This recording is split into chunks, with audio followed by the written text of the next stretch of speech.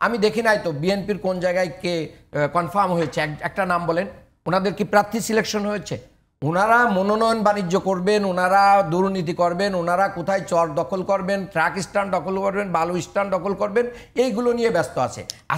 সেদিকে তো আপনাদের ভালো, যদি ওনারা ব্যস্তই থাকে আপনারা মনোনয়ন দিয়ে পাস করেন, তাহলে তো নির্বাচনে অংশগ্রহণ করা উচিত। নির্বাচনে অংশগ্রহণ ওনারা পেশি শক্তি এবং মাস্তান গুন্ডা পান্ডা এইগুলো রেডি করতেছেন। আগামী দিনে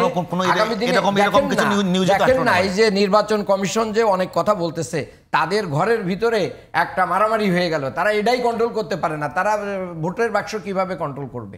বাংলাদেশের নির্বাচনী ব্যবস্থা সংস্কার জন্যই আপনারা পিয়ার দাবি করছেন, নাকি বর্তমান যে এক্সিস্টিং ফরম্যাটে আছে জামাত ইসলাম তার মধ্যে দিয়ে ক্ষমতা যেতে পারবে না, এই কারণে এই বুদ্ধিটা করছেন? জামাত ইসলামী যদি কিয়ামত পর্যন্ত ক্ষমতায় না যায়, তাহলে দেশের জন্য যেটা কল্যাণ জামাত সেটাই চাইবে, দলের জন্য কল্যাণটা চাইবে না। আমি এটা বহু এর এক্সাম্পল এটা আমাদের দলের পক্ষ থেকে আছে, এটা আমরা দেখাতে পারি।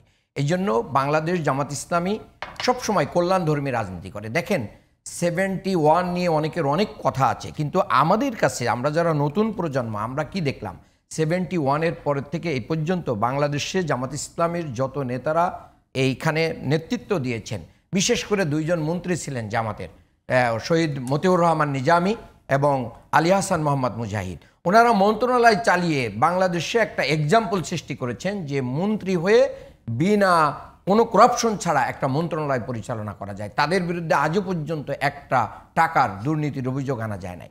তাহলে বাংলাদেশ জামাত ইসলামী এদেশে তত্ত্বাবধায়ক সরকার প্রতিষ্ঠায় ভূমিকা রেখেছে। বাংলাদেশ জামাত ইসলামীর সাবেক আমির অধ্যাপক গোলাম আজম সাহেব ভাষা আন্দোলনে অবদান রেখেছে, উনি ডাক্তার জিয়াস ছিলেন, উনি এটা পাঠ করেছিলেন পাকিস্তানিদের সামনে।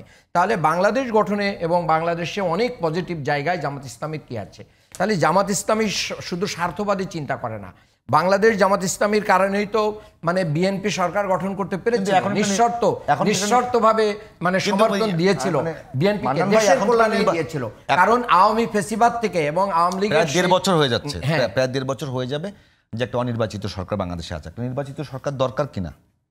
অফকোর্স নির্বাচিত সরকার দরকার। আচ্ছা, নির্বাচিত সরকার দরকার বলি আমি, আপনার দরকার যদি হয়ে থাকে, এখন পর্যন্ত সরকার নির্বাচনের মোটামুটি একটা তারিখ বলতে সময় ঘোষণা করেছে, নির্বাচন কমিশন তাদের রোডম্যাপও রেডি করছে, ঘোষণা করবে, সব তো স্বাভাবিকভাবে চলছে। যদি মনে করেন নির্বাচন এই ফরম্যাটেই হয়, তখন আপনারা কি করবেন?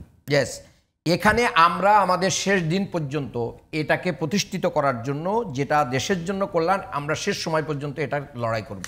এরপরে জনগণ সিদ্ধান্ত নিবে এবং জনগণের সাথে আমরা একত্রিত হয়ে এটা সিদ্ধান্ত নিব যে এই ব্যবস্থায় নির্বাচন হবে না আগের ব্যবস্থায় নির্বাচন হবে। একটু ক্লিয়ার করবেন। ক্লিয়ার হচ্ছে, আমরা শুধু পেয়ার চাচ্ছি না, পেয়ার নিয়ে আমরা জনমত গঠন করছি, আমরা সভা করছি, সেমিনার করছি, রাজনৈতিক দলগুলোর ভিতরে আলোচনা করছি, আমরা বিএনপিকেও বলতেছি আপনারা আরও রিথিঙ্ক করেন, করে এই ব্যবস্থাকে যদি আমরা প্রতিষ্ঠা করার জন্য আমরা শেষ টাইম পর্যন্ত কি করব, আমরা প্রচেষ্টা অব্যাহত রাখবো। আর দ্বিতীয় নম্বর কথা হচ্ছে, একই সাথে আমি খোলাসা করে দিচ্ছি, একই সাথে বাংলাদেশ জামাত ইসলামী 300 আসনে প্রার্থী ঘোষণা করে কিন্তু তাদের নির্বাচনী কার্যক্রম চালাচ্ছে। আমি ঢাকা 6, সূত্রাপুর, রোয়ারি, গ্যান্ডারিয়া অঞ্চলে কি করছি, ঈদুল ফিতর থেকে আমি এই পর্যন্ত গণসংযোগ চালিয়ে আমি কাজ করে আসছি। আমি দেখি নাই তো বিএনপির কোন জায়গায় কে কনফার্ম হয়েছে, একটা নাম বলেন। ওনাদের কি প্রার্থী সিলেকশন হয়েছে? ওনারা মনোনয়ন বাণিজ্য করবেন, ওনারা দুর্নীতি করবেন, ওনারা কোথায় চর দখল করবেন, ট্রাক স্ট্যান্ড দখল করবেন, বালু স্ট্যান্ড দখল করবেন, এইগুলো নিয়ে ব্যস্ত আছে। সেদিকে তো আপনাদের ভালো, যদি ওনারা ব্যস্তই থাকে আপনারা মনোনয়ন দিয়ে পাস করেন, তাহলে তো নির্বাচনে অংশগ্রহণ করা উচিত। নির্বাচনে অংশগ্রহণ ওনারা পেশি শক্তি এবং মাস্তান গুন্ডা পান্ডা এইগুলো রেডি করতেছেন। আগামী দিনে দেখেন না, এই যে নির্বাচন কমিশন যে অনেক কথা বলতেছে, তাদের ঘরের ভিতরে একটা মারামারি হয়ে গেল, তারা এটাই কন্ট্রোল করতে পারে না, তারা ভোটের বাক্স কিভাবে কন্ট্রোল করবে? বাংলাদেশের নির্বাচন ব্যবস্থাকে সুন্দর করার জন্য, নির্বাচন কমিশনের সক্ষমতাকে প্রুভ করার জন্য তাদেরকে এই প্রশাসন কি করেছে বলেন? এতগুলো মানে অন্যায় হয়েছে, বিএনপি বা জামাত যদি কোনো অন্যায় করে থাকে, কোনো মানে বড় নেতা বা কাউকে গ্রেপ্তার করে দৃষ্টান্তমূলক শাস্তি দিতে পেরেছে? এটা পারে নাই। তাহলে যারা এই রাজনৈতিক দলগুলোর মানে দলগুলোর উপরে প্রভাব বিস্তার করতে পারে না, এই যে পাথর দিয়ে মানুষ হত্যা বলেন থেকে শুরু করে নিয়ে এই জায়গাগুলো যদি মানান ভাই, আমার প্রশ্নটা যদি উত্তর দিতেন। আমার কথা হলো, যদি আপনারা বলছেন একদিকে আপনারা সব জায়গায় প্রার্থী ঠিক করেছেন, মনোনয়ন নিশ্চিত এবং করেছেন। এই- আমি বলছি এই এদিকে পয়েন্টে আপনার বলি, এই পয়েন্টে আমরা পিয়ার একমাত্র পদ্ধতিতে দল। আপনারা কাজও করছেন, আমি বললাম পিয়ার পদ্ধতিতে দাবিও চলছে।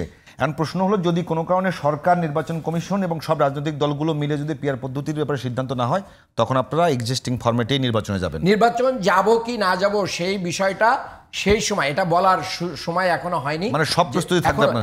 এখনো আমাদের সব দিকের প্রস্তুতি আছে, এবং জামাত ইসলামী কিন্তু নির্বাচন হতে হবে ফেব্রুয়ারি, রমজানের আগে হতে হবে, এটা আমিরে জামাত সহ আমরা বারবার বলতেছি।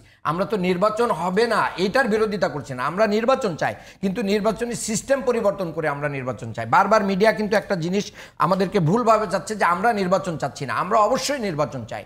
এবং বাংলাদেশ জামাত ইসলামীর ইতিহাস যে সকল নির্বাচনী জায়গায় আমাদের অংশগ্রহণ। কিন্তু মান্নান ভাই, নির্বাচন তো এখন যদি পিয়ার পদ্ধতিতে চান, সেটি ইমপ্লিমেন্ট করবার জন্য যে এখন তো সুযোগ নাই না, অফকোর্স সুযোগ আছে।